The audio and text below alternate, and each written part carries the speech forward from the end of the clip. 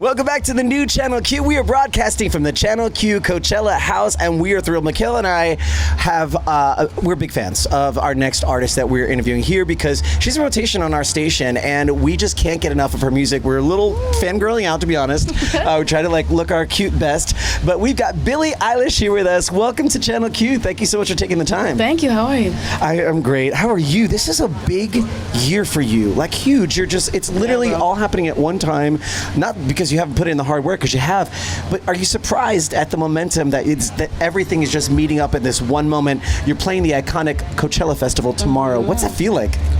That shit feels weird. It feels weird. Yeah. I think especially like Coachella feels weird because like I'm from LA. This is where I grew up. I grew up with Coachella as Coachella, and I never even went because I didn't have enough money to go. So it's like a very weird, different side of things, I guess now. But now you have people saving their money to come see you. Isn't that that's crazy? That's amazing, though. That's crazy. Yeah. Now I want to talk about Ocean Eyes because that's the song that I found you with. Now you are the first person who was born in the 2000s to have #1 hits. You're breaking records, you're making history, but you started off as a dancer, which I found was so interesting, and that was the inspiration behind Ocean Eyes. Yeah, it was like a dance piece, right? Yeah, I mean, we actually only created that song because I was like very into dance at that time, and I was like my whole life was revolving around dance, and one of my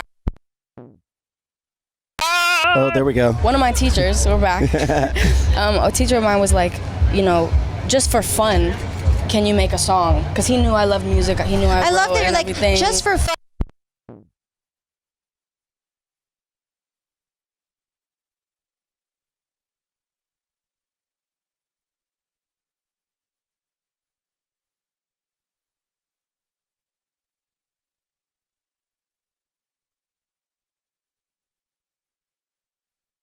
Played in an hour, I like these. Oh, we're on. Are we good? Just trying to get like one going. That's hard. We're back. We back?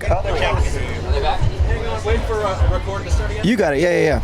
We're sorry, Billy. Just give her the question again. You guys were professionals, okay? Thank you. Mikalah, make it happen. Go ahead. Let her help her out again. So the song, the song really started as something that you created as a dance piece. Yes. And then, did you know at that time that it would have the profound and sort of lasting effect on other people? Like, what was like the first time people heard it? Did you know? No. Wow. Dude. Yeah. It's really weird to think about now. Because I remember how it felt then, and it didn't feel anything like this shit. Like, right. Like then it was like not even. There was not one expectation. It was like, I remember getting 1,000 plays on SoundCloud on that song, and I was like.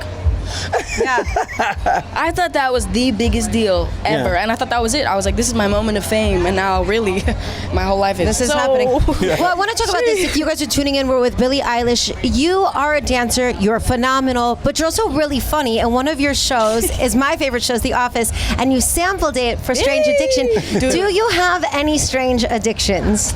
Ooh, certain people.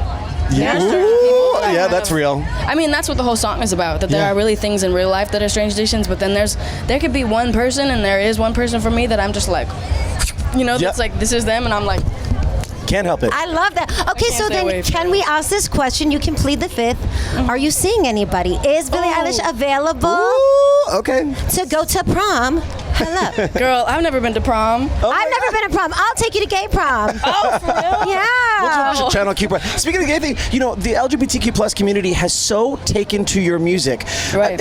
What do you? I mean, we just love you as an artist. I think it's about you just being vulnerable and honest, and just kind of standing in your own truth, and not necessarily going with like pop star norms. Right. And I think that is, we just relate to your honesty and your truth. What do you think is why our community just loves you so much? I mean, I can't put any words into people's mouths, but I think that might be part of it. I think that I feel like as a human and as an artist, I think a thing I try to really accomplish is like not to ever fit into any sort of box in like my genre or me as a person, me as an artist, my style and my what I say and how I come off and everything about me.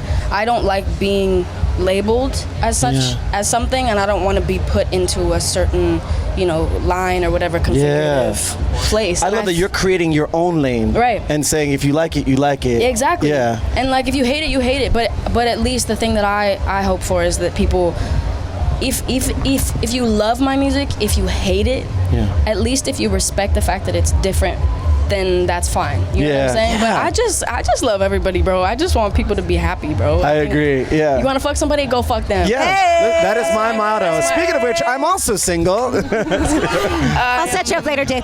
Now, I want to ask you, you seem like such an old soul for being so young and so confident. I remember when I was 17 and still at 31, I found myself very insecure at times, looking at social media, I'm very comparative. How do you keep yourself focused and remain confident? And do you have those moments where you have breakdowns? All the time. I mean, you know, I do it sort of privately because I'm not trying to have the whole world see it. But Thank you. Yeah. Yeah. Instagram is not our diaries. True. At least, like if you don't have anybody to talk to, write it down. Sure. You know what I'm saying? Yeah. Just get it out in some. Where do way. the songs come from? Up here. Yeah. They do. Up here. Yeah, Somewhere in the brain. But yeah, I break down all the time. It's you know, it's a lot. It's like not all of what I have that I couldn't even buy, you know, with all the money in the world if I didn't have what I have. You know, there are really bad parts, and kind of the bad in life always outweighs the good in your head, but then once the goods come, you kind of realize how worth it is, and like how you really it's Performing tomorrow night at Coachella. Yes. If there's a message for your fans that you might not get to meet tomorrow, what would that be? do your thing. Do your thing. Do your thing, baby.